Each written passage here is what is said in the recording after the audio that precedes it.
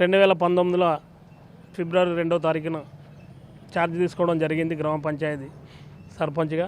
దాని తర్వాత ఒక సంవత్సరం వరకు అంటే కోవిడ్ కన్నా ముందు ఒక 5-6 నెలలు సాఫీగా నడిచింది. దాని తర్వాత కోవిడ్ వచ్చింది, అదొక 2 సంవత్సరాలు గడిచింది. అప్పుడు ఒక రూపాయి కూడా అంటే గ్రామ పంచాయతీకి నిధులు ఏం జమ కాలే, గ్రామ పంచాయతీ తరఫున మనం ఖర్చు చేసింది కూడా ఏం లేకుండే.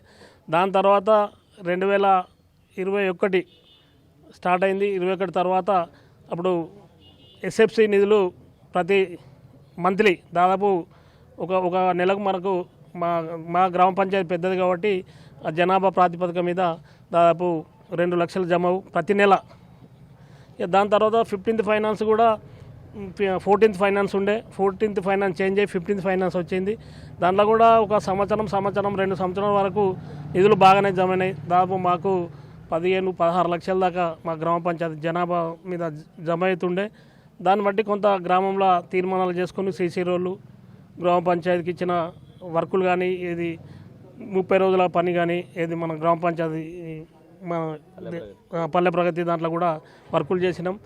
దాని తర్వాత ఏమైందంటే సరే ఇక్కడ పాలిటిక్స్లో కేసీఆర్కు అక్కడ మోడీకి పడకపోవడం, ఇక్కడ 15th ఫైనాన్స్ ₹1 ఇప్పటి వరకు కూడా ఏం లేకుండా మొత్తం ఫ్రీజింగ్ చేసి ఆ వచ్చిన పైసలు మొత్తం మళ్ళిస్తానని చెప్పి గ్రామ పంచాయతీలకు వచ్చిన పైసలు వేరేదికి మళ్ళిస్తానని చెప్పి దానికి ఫ్రీజింగ్ పెట్టి డైరెక్ట్ మళ్ళీ ఏంటంటే గ్రామ పంచాయతీనే డైరెక్ట్ అకౌంట్ తీయమన్నారు.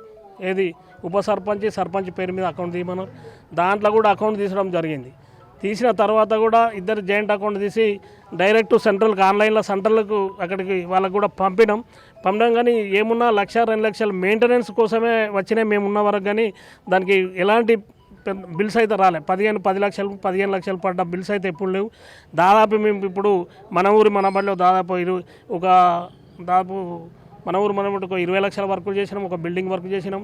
దాని తర్వాత ఈజేఎస్లా ఒక 27 లక్షల వర్క్ చేసి ఉన్నాం, ఇది లాట్రిన్ బాత్రూమ్స్. దాని తర్వాత సీసీ రోడ్లు దాదాపు 20 లక్షల దాకా చేసినాం. ఇప్పుడు ఈ సీసీ రోడ్లు చేసి కూడా పోయిన దసరా మళ్ళీ దసరా పోయింది అంటే దాదాపు 20 నెలలు అయింది. 20 నెలల వరకు ఎలాంటి నిధులు రాకుండా ఈ సర్పంచ్లను అది చేసి మమ్మల్ని అంటే ఒక చెప్రాసుల్లాగా పోయిన గవర్నమెంట్లు ఏంటంటే ఒక పెద్ద సుంకూరలాగా వాడుకొని విడిచిపెట్టి అధికారుల ద్వారా బెదిరించి మీరు ఈ పని కంపల్సరీ చేయాలని చెప్పి. ఉదాహరణ నిజంగా కూడా ఏంటంటే మాకు హై స్కూల్కు దాదాపు 80 లక్షల మన బడికిన నిధులు జమ అయినాయి.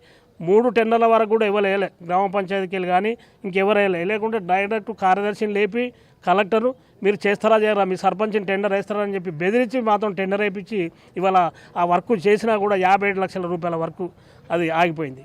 అంటే బిల్డింగ్ పని అయిపోయింది, ఇంకా కొంత మెయింటెనెన్స్ ఉన్నది. అది కూడా ఆ బిల్స్ కూడా ఆగిపోయినాయి. అంటే అటువంటి పరిస్థితుల్లో వర్కులు చేసి సర్పంచ్లను బలి చేసిన తప్ప ఏ సర్పంచ్ కొందరు సర్పంచులు సరే మధ్యతరగతితో కొంచెం ఉన్న సర్పంచులు అట్లా ఇక సప్పులు తెచ్చి పెట్టినారు. కానీ లేని సర్పంచ్ అయితే ఆత్మహత్యలు చేసుకున్న సందర్భాలు ఉన్నాయి. ఇప్పుడు కూడా మేము ఏం కోరుతున్నామంటే ఇదివరకు రిప్రజెంటేషన్ చేసిన పంచాయతీ శాఖ మంత్రి సీతక్క గారికి కూడా పోతే తప్పకుండా పరిష్కారం చేద్దాం. హైదరాబాద్లో మేము ధర్నాలు చేయడం జరిగింది. పరిష్కారం చేస్తాను కానీ పరిష్కారం ఇప్పుడు గవర్నమెంట్ వచ్చి సరే ఇప్పుడు 5వ నెల నడుస్తుంది, ఇప్పటి వరకు ఎలాంటి పరిష్కారం లేదు. ₹1 కూడా మాకు ఈ గ్రామ పంచాయతీకి జమ అయింది లేదు. కనీసం కరెంటు బిల్స్ అంటే ఇప్పుడు వచ్చే ఏదన్నా అరాకొర వస్తే ఈ జనరల్ ఫండ్ వసూలు చేసి అదో ఇదో వసూలు చేసి ఫస్ట్ కరెంట్ బిల్ కట్టమంటారు. సీసీ ఛార్జీలు కట్టిన తర్వాతనే ఏదైనా. ఇప్పటికీ సఫాయి జీతాలు ఇవ్వక 4 నెలలు అయింది. ఇక్కడ 4 నెలల నుండి సఫాయి జీతాలు ఇవ్వలేని పరిస్థితి ఉంది. ఇటువంటి పరిస్థితుల్లో సర్పంచుల పరిస్థితి ఉంది కాబట్టి దయచేసి ఇప్పటికైనా ప్రభుత్వం వారు మనం ఈ సర్పంచుల గోస చూసి ఈ నిధులు వెంటనే విడుదల చేయాలని చెప్పి కోరుచున్నాం. చేయలేదు సార్, చేయలేదు, పెండింగ్ ఉంది సార్. ఆల్రెడీ ఇప్పుడు ఇది కూడా అయినా ఏది మన ఇది లాటిన్ అవి కూడా ప్రారంభానికి సిద్ధంగా ఉన్నాయి. కానీ మాకు బిల్స్ రాలేదని చెప్పి మేము ఇస్తలేం, ఇది తాళాలు కూడా ఇస్తలేం. మన బడి బాత్రూమ్లు వర్క్ చేసిన ఈ పోయిన గవర్నమెంట్ ఏం చేసిందంటే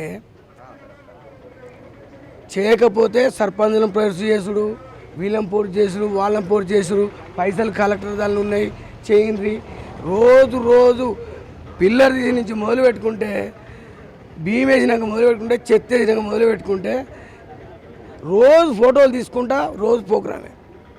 లేకపోతే అధికారం తోలుడు, కలెక్టర్ పిలుచుడు, ఇది చేస్తే సరే మన ఊరికి మన పిల్లలకు భవిష్యత్తు బాగుంటుందని మన ఊరు మన బడి వర్క్ సర్పంచ్ మేరకు మేము చేసినాం. చేసి ప్రారంభానికి సిద్ధం ఉంది. 10 పైసలు రాలేదు. ఆగస్టులో బిల్లు పడ్డది. ఆగస్టు నుంచి ఎన్ని నెలలో చూడండి.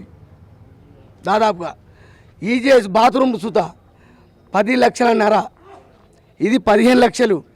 సీసీ రోడ్లు 3, 4, 7.5 లక్షలు. అవి 20 నెలలు దాటింది. వెనకట శాస్త్రము వాళ్ళు పెద్దలు చెప్పింది యాదికి వచ్చింది నాకు. ఏంటిదంటే చెల్ల బలరాం తోలి కొమ్మలో బేరం చేసిండట. కేసీఆర్ పాలన గట్లుంది. కలెక్టర్ దగ్గరికి పోతే గవర్నమెంట్ పాస్ చేస్తలేదు, నేనేం చేయాలి, అప్పుడు కరెక్టే మేము మాట్లాడినామని చెప్పారు. ఏమంటానంటే మేము చేసింది కరెక్టే, ఫోర్స్ కరెక్టే, మాకు అది సీఎం చేసిండు, మేము మీకు చేసినాం. ఇప్పుడు కొత్త గవర్నమెంట్ వచ్చింది, వెయిట్ చేయాలి. ఆ కొత్త గవర్నమెంట్ పరిస్థితి ఏముందంటే అన్ని అప్పులు చేసిండు, ఏం లేదంటాడు. లంక బిందెలు ఉన్నాయి అనుకున్నాడు, లంక బిందెలు కాదు, అన్ని మసాలా మాటలే ఉన్నాయని చెప్తాడు. కాబట్టి దయచేసి ఈ గవర్నమెంట్ కొంచెం ఆలోచించి మీ పార్టీల అతీతంగా ఈ పనిచేసిన వాళ్లకు బిల్లులు ఇప్పించగలరని కోరుతున్నా. పరిస్థితి ఏంది, కోర్టుకు పోతాం, లేకుంటే ఆత్మహత్య పరిస్థితి. ఇంకేం చేస్తారు? ఇంత గోయేసుకుంటే కథం అవుతుంది, ఉన్న పిల్లలు ఆగమైపోతారు. ప్రభుత్వం పుస్తకం అట్లే పోతుంది. కేసీఆర్ ఎట్లా కూలిపోయింది ఎవరు అన్నారా, వీధికి అట్లే పోతుంది. For more videos like this, subscribe Big TV channel.